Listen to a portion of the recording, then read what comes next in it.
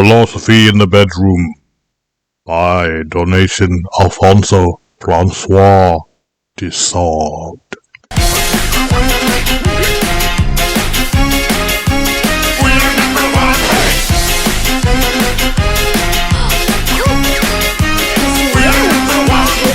Now listen closely.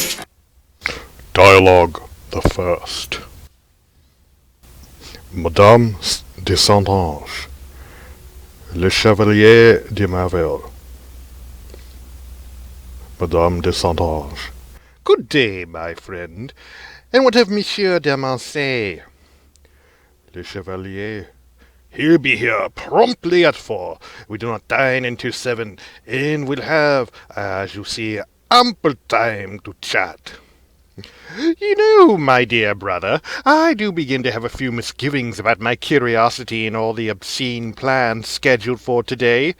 Chevalier, you overindulge me, truly you do. The more sensible I should be, the more excited and libertine this accursed mind of mine becomes, and all that you have given me but serves to spoil me. At 26, I should be sober and staid, and I'm still nothing but the most licentious of women. Oh, I've a busy brain, my friend. You'd scarce believe the ideas I have, the things I'd like to do. I suppose that by confining myself to women I would become better behaved, that were my desires concentrated upon my own sex I would no longer pant after yours. Pure fantasy, my friend. My imagination has only been pricked the more by the pleasures I thought to deprive myself of. I have discovered that when it is a question of someone like me, born for libertinage, it is useless to think of imposing limits or restraints upon oneself. Impetuous desires immediately sweep them away. In a word, my dear, I am an amphibious creature. I love everything, everyone, whatever it is. It amuses me. I should like to combine every species, but you must admit, Chevalier, it is not the height of extravagance for me to wish to know this unusual de Mancé, who, in all his life, you tell me, has been unable to see a woman according to the prescriptions of common usage. This de Mancé, who, a sodomite, out of principle, not only worships his own sex, but never yields to ours, save when we consent to put at his disposal those so well-beloved charms of which he habitually makes use when consorting with men. Tell me, Chevalier, if my fancy is not bizarre, I want to be Ganymede to this new Jupiter. I want to enjoy his taste, his debauches. I want to be the victim of his errors. Until now, and well you know it, my friend, until now I have given myself thus only to you, through complaisance, or to a few of my servants, who, paid to use me in this manner, adopted it for profit only. But today it is no longer the desire to oblige, nor is it caprice that moves me, but solely my own penchant. I believe that, between my past experiences with this curious mania and the courtesies to which I am going to be subjected, there is an inconceivable difference, and I wish to be acquainted with it. Paint your de Mancé for me, please do, that I may have him well fixed in my mind before I see him arrive. For you know my acquaintance with him is limited to an encounter the other day in a house we were together for but a few minutes. De Mancé, my dear sister, has just turned 36. He is tall, extremely handsome, eyes very alive and very intelligent, but the same there is some suspicion of hardness and a trace of wickedness in his features. He has the whitest teeth in the world, a shade of softness about his figure, and in his attitude, doubtless owing to his habit of taking on effeminate airs so often. He is extremely elegant. He has a pretty voice, many talents, and above all, an exceedingly philosophic bent to his mind. But I trust he does not believe in God. Oh, perish the thought! He is the most notorious atheist, the most immoral fellow. Oh no, his is the most complete and thoroughgoing corruption, and he is the most evil individual, the greatest scoundrel in the world. Ooh, how that warms me. Methinks that I'll be wild about this man. And what of his fancies, brother? You know them full well. Sodom's delights are as dear to him in the active as in their passive form. For his pleasures he cares for none but man. If, however, he sometimes deigns to employ women, it is only upon conditions that they be obliging enough to exchange sex with him. I have spoken of you to him. I advised him of your intentions. He agrees, and in his turn reminds you of the rules of the game. I warn you, my dear, he will refuse altogether if you attempt to engage him to undertake anything else. What I consent to do with your sister is, he declares, an extravagance, an indiscretion with which one soils oneself, but rarely and only by taking ample precautions. Soil oneself? Precautions! Oh, how I adore the language these agreeable people use. Between ourselves, we women also have exclusive words which, like these just spoken, give an idea of the profound horror they have of all those who show heretical tendencies. Tell me, my dear, has he had you? With your adorable face and your 20 years, one may I say, captivate such a man. We've committed follies together. I'll not hide them from you. You have too much wit to condemn them. The fact is, I favor women. I only give myself up to these odd whimsies when an attractive man urges me to them. And then there's nothing I stop at. I've none of that ludicrous arrogance which makes our young upstarts believe that it's by cuts with your walking stick that you respond to such propositions. Is man master of his penchants?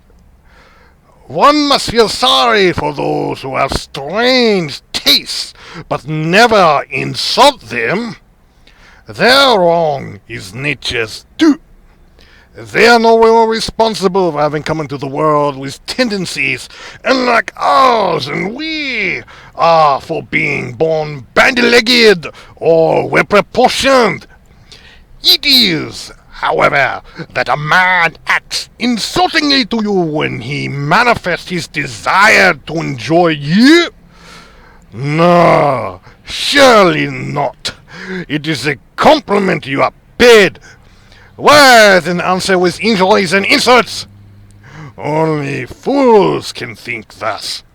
Never will you hear an intelligent man discuss the question in a manner different from mine. But the trouble is, the world is peopled with poor idiots who believe it is to lack respect for them to avow one finds them fitted for one's pleasures, and who, pampered by women, themselves forever jealous of what has the look of infringing upon their rights, fancy themselves to be the Don Quixotes of those ordinary rights, and brutalize whoever does not acknowledge the entirety of their extent. Come, my friend, kiss me. Were you to think otherwise, you'd not be my brother. A few details, I beseech you, both with what regards this man's appearance and his pleasures with you. One of his friends informed Monsieur Domancé of the superb member wherewith you know me provided, and he obtained the consent of the Marquis de Sade to bring us together at supper. Once there, I was obliged to display my equipment. At first, curiosity appears to be his single motive. However, a very fair ass turned my way, and with which I was invited to amuse myself. Soon made me see that penchant alone was the cause of this examination. I had Domancé notice all the enterprise's difficulties. He was steadfast. A ram holds no terrors from me, he said, and you'll not even have the glory of being the most formidable amongst the men who have perforated the anus I offer you. The Marquis was on hand. He encouraged us by fingering, dandling, kissing whatever the one or the other of us brought to light. I took up my position. Surely some kind of priming, I urged.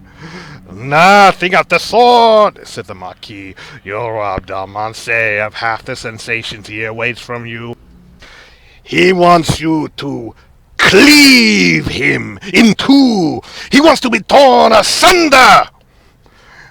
Well, I said, blindly plunging into the gulf, you'll be satisfied.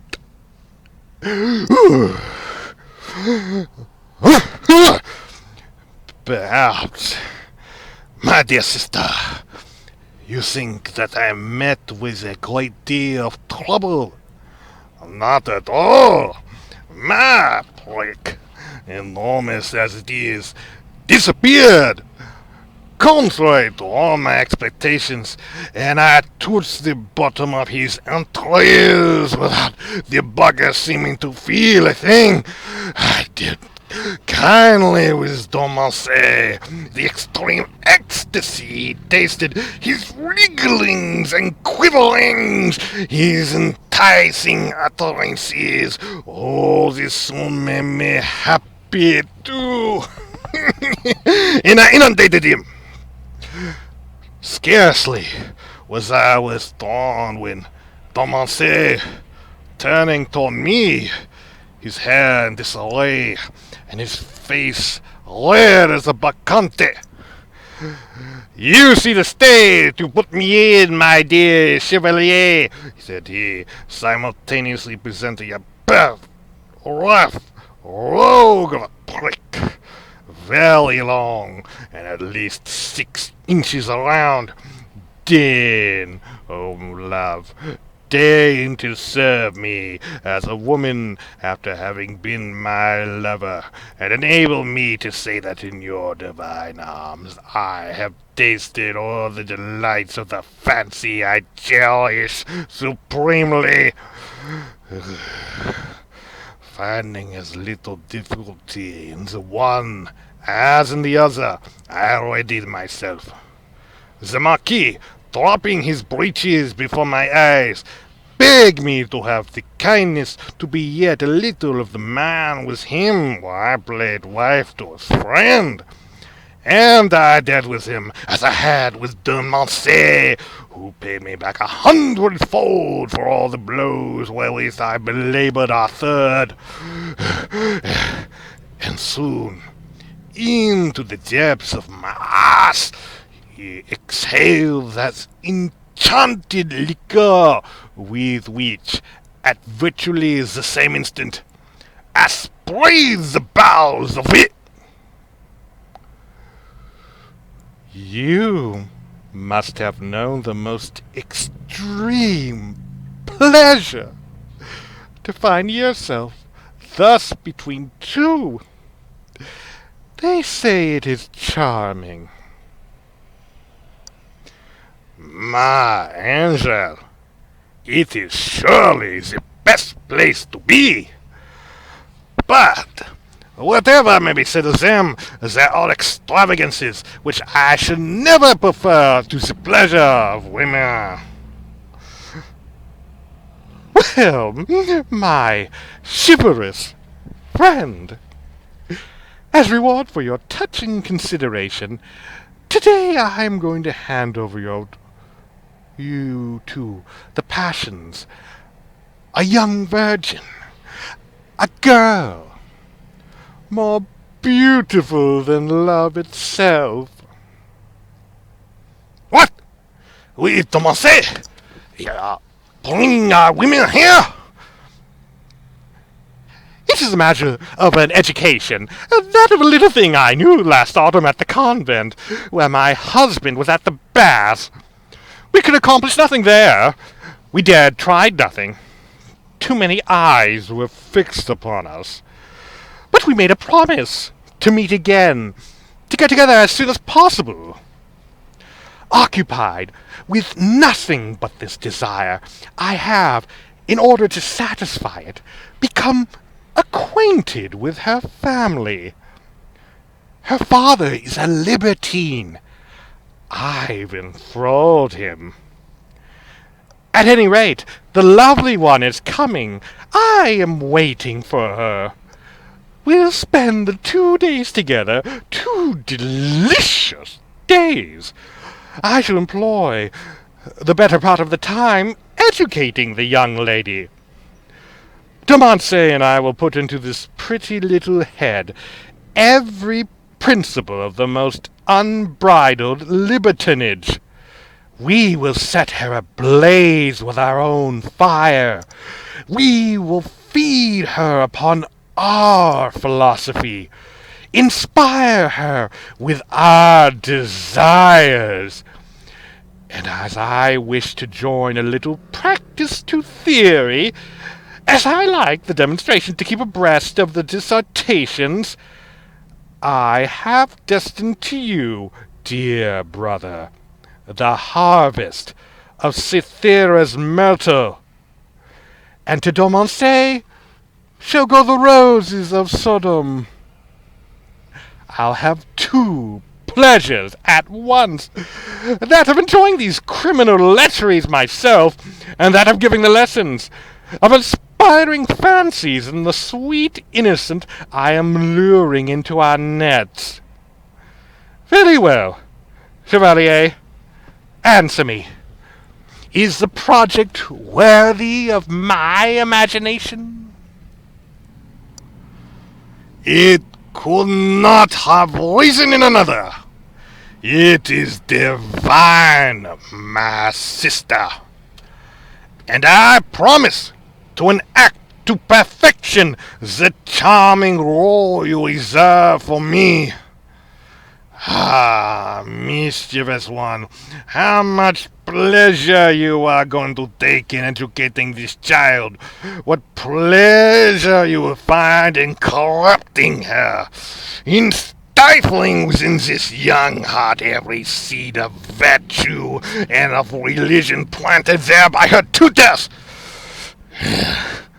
Actually, all this is too late for me.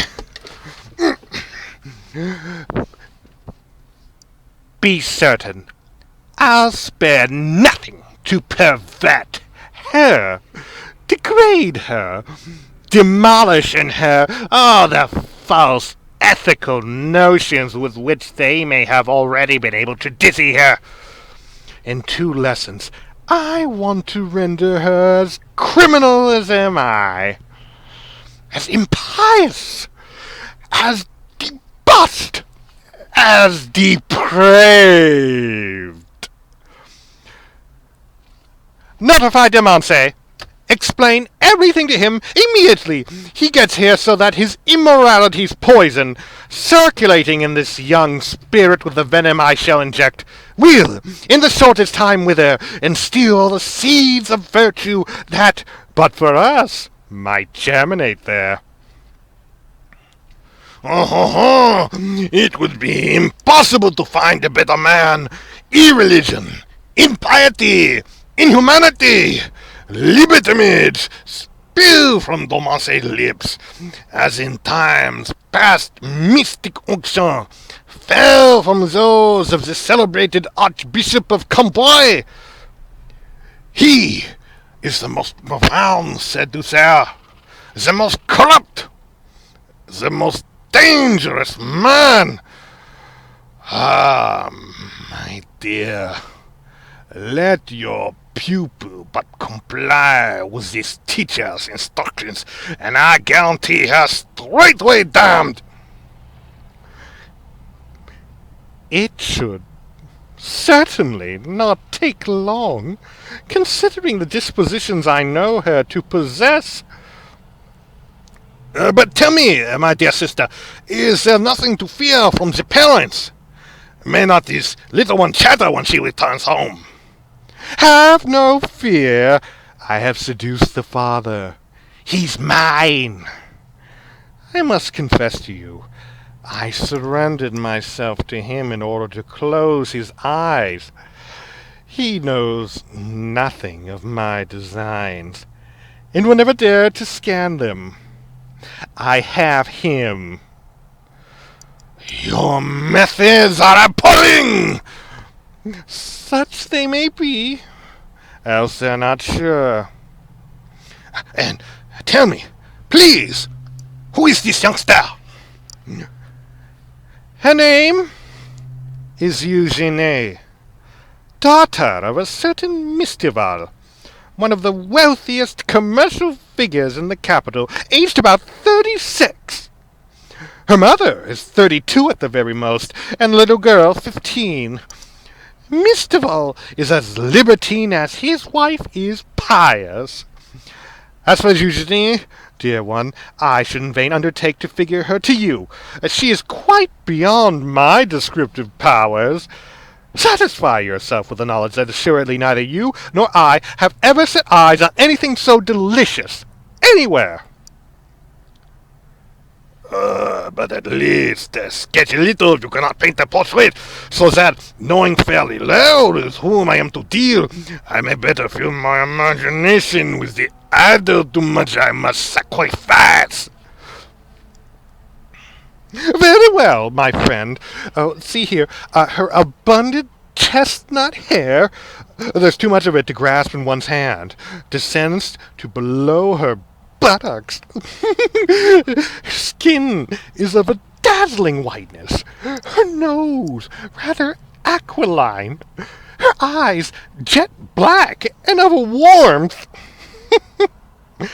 Ah, my friend, 'tis impossible to resist those eyes. You've no idea of the stupidities they've driven me to. Could you but see the pretty eyebrows that crown them, the extraordinary lashes that border them, a very small mouth, superb teeth, and all of it of a freshness. One of her beauties is the elegant manner whereby her lovely head is attached to her shoulders. The air of nobility she has when she turns. Eugenie is tall for her age. One might think her 17. Her figure is a model of elegance and finesse. Her throat, her bosom, delicious. There indeed are the two prettiest little breasts. Scarcely enough there to fill the hand, but so soft, so fresh, so very white. 20 times have I got out of my head while kissing them. And had you been able to see how she came alive under my caresses, how her two great eyes represent to me the whole state of her mind. My friend, I ignore the rest. But if I must judge of her by what I know, never, I say, had Olympus a divinity comparable with this. But I hear her. Leave us! Go out by way of the garden to avoid meeting her, and be on time at the rendezvous. The portrait you have just made for me assures my promptness. I go out to leave you. In the state I am in, adieu. A kiss. A kiss. My sister, to satisfy me. At least. Till then.